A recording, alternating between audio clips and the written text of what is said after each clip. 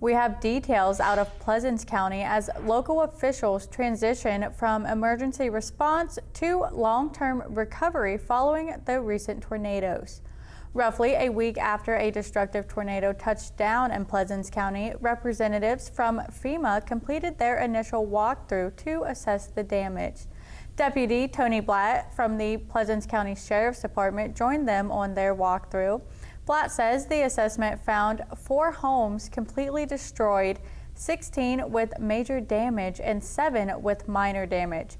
He says assessment teams observed severe structural hazards, including buckled floors, shifted walls, and roofs requiring temporary supports.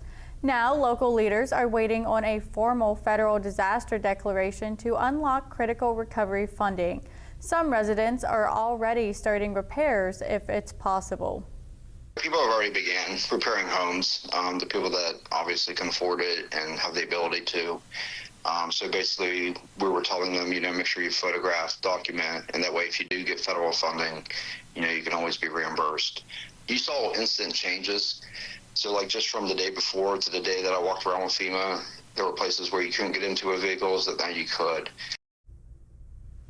Blatt says now it's a waiting game. With FEMA's initial walkthrough completed, the next step is federal aid being considered and given to the state if granted.